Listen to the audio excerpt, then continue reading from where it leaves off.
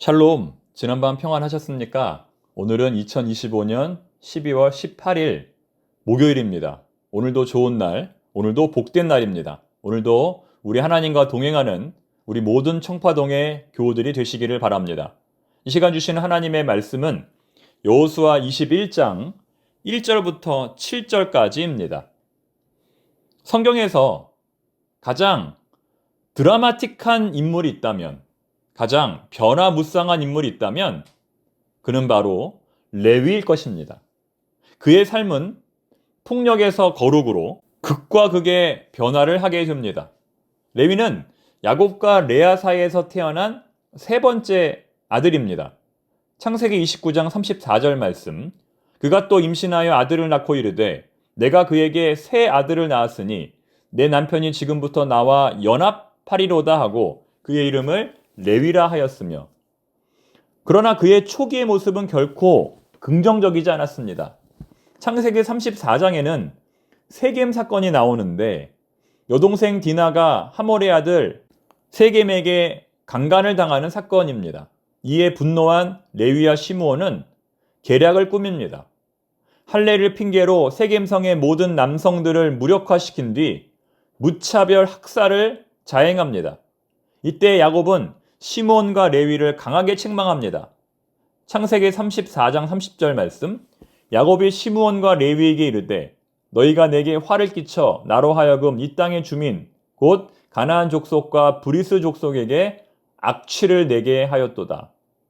이렇게 창세기 34장에서의 레위는 정의로운 분노를 넘어선 폭력의 화신, 소위 말하는 분노 조절 장애, 통제되지 않는 열정을 대표하는 인물입니다.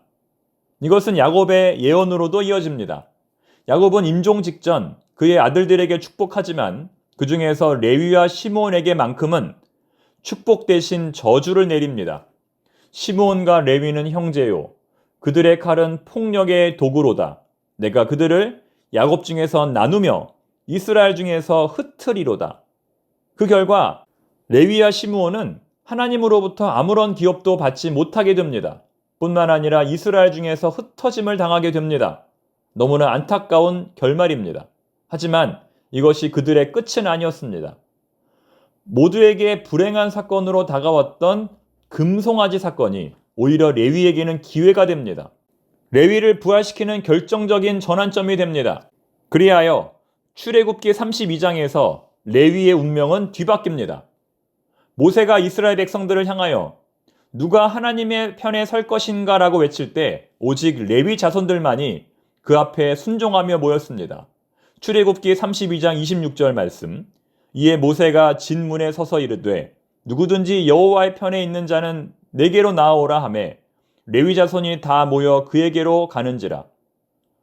출애굽기 32장 28절, 레위 자손이 모세의 말대로 행하매 이날에 백성 중에 3,000명가량이 죽임을 당하니라.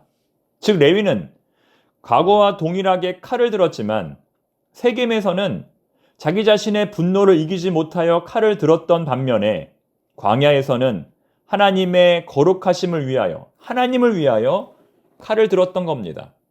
똑같은 칼이었지만 그 목적이 전혀 달랐던 것이죠. 그 결과 모세는 레위 지파를 향하여 이렇게 축복의 선언을 합니다.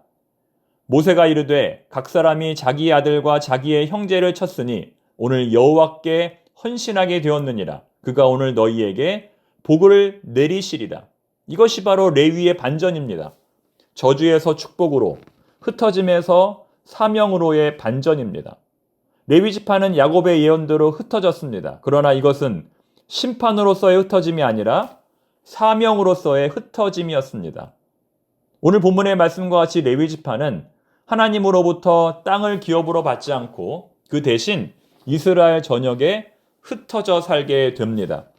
이스라엘 전역에 흩어져 살면서 각 지파의 백성들에게 율법을 가르치고 하나님의 말씀을 가르치고 제사를 지도하며 하나님과 인간 사이를 중재하는 중재자의 역할을 수행하게 됩니다.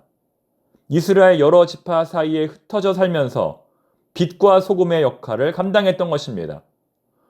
오늘 설교의 제목처럼 그들은 영적 나그네가 되었던 것이죠. 영적 나그네인 레위 지파는 한 곳에 모여 사는 것보다 이렇게 전국에 흩어져 사는 것이 주어진 임무를 수행하는 데 훨씬 더 큰 도움이 되었을 것입니다. 그런데 놀라운 사실은 하나님께서 레위 지파에게 비록 땅은 기업으로 주지 않으셨지만 성읍은 기업으로 주셨다는 것입니다. 바로 오늘 본문의 내용입니다. 심지어는 성읍 주변의 밭과 농토도 그들에게 주어서 간단한 작물과 가축도 키울 수 있게 하였습니다. 이러한 성읍들은 별도로 레위 지파에게 마련해서 준 것이 아니라 기존 12지파에게 준 성읍 가운데에서 일부를 각출하여 레위 지파에게 주었습니다. 평균 한 지파에 4성읍씩, 그리하여 모두 48개를 준 것입니다. 12 곱하기 4는 48이지 않습니까? 그래서 총 48개의 성읍을 레위 지파에게 주었습니다. 그 중에서 6개는 어제 우리가 살펴본 도피성입니다. 대제사장들과 제사장들은 도피성에 거하면서 사람들의 인권을 보호하고 또 각 지파로 하여금 꾸준히 예배를 드리게 하고 정기적으로 신앙교육을 받을 수 있도록 한 것입니다. 그런 면에서 볼 때 당시의 도피성은 여러 가지 면에서 오늘날의 교회와 공통점이 많이 있습니다.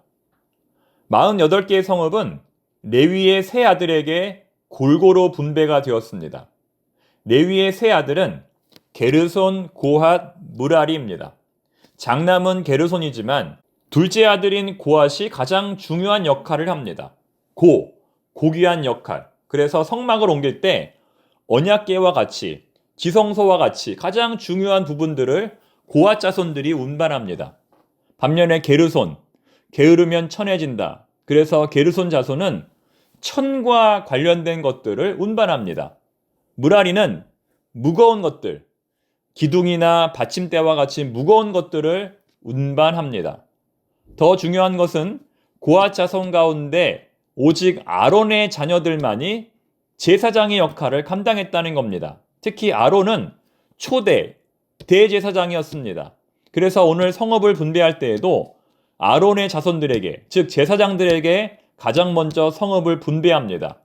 4절 말씀 보시면 총 13개의 성읍을 제비로 뽑아 아론의 자손들에게 나누어 줍니다. 그리고 5절을 보면 나머지 고핫 자손에게 총 10개의 성읍을 나누어 줍니다. 그리고 6절을 보면 게르손 자손에게 총 13개의 성읍을, 그리고 7절을 보면 무라리 자손에게 총 12개의 성읍을 나누어 줍니다.